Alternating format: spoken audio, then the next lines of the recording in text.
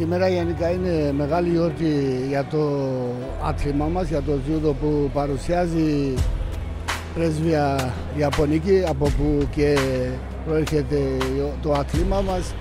Είναι μεγάλη χαρά που συμμετέχουμε και ιδιαίτερα ότι ο Ολυμπιόνικης μας Ηλίας είναι εδώ και θα έχει ακόμα μια ευκαιρία να γνωρίσει από κοντά κόσμος, να τον δει, γιατί πολλές φορές δεν έχουμε ευκαιρία εδώ να εμφανιστεί κάπου δημόσια, σύντος ταξίδια και αυτό, και είναι μεγάλη χαρά που η Ιαπωνική πρεσβεία κάνει αυτή την εκδήλωση και υπάρχει πρόοδο για το άθλημά μας. Αυτό το τίτλο του έλειπε μόνο, δεν είχε πάρει ποτέ πρώτη θέση στο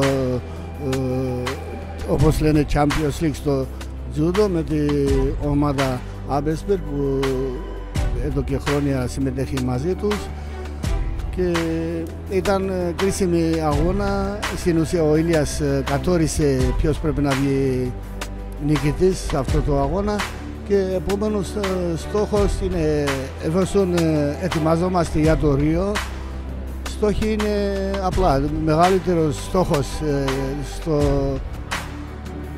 κοντινό μας περίοδο είναι ότι θα παλέψει η Τζιγκάρο Κάνο Cup στη Ιαπωνία και μετά παγκόσμιο πρωτάθλημα.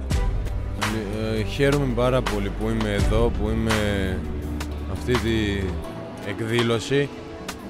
Πραγματικά εκτιμώ πάρα πολύ οι ιαπωνικές τέχνες που είναι αυτά τα πολύμικες τέχνες, και περισσότερα θα πω για το τζούντο που κάνω εγώ, γιατί τζούντο είναι η ζωή μου και ό,τι έχω φτιάξει από το τζούντο, δηλαδή εκτιμώ πάρα πολύ, και ό,τι έχω μάθει στη ζωή μου είναι από το τζούντο. Πρώτα είναι σεβασμό, μετά είναι πειθαρχία και μετά είναι να είσαι καλός άνθρωπος. Όλα αυτά μαθαίνω από το τζούντο.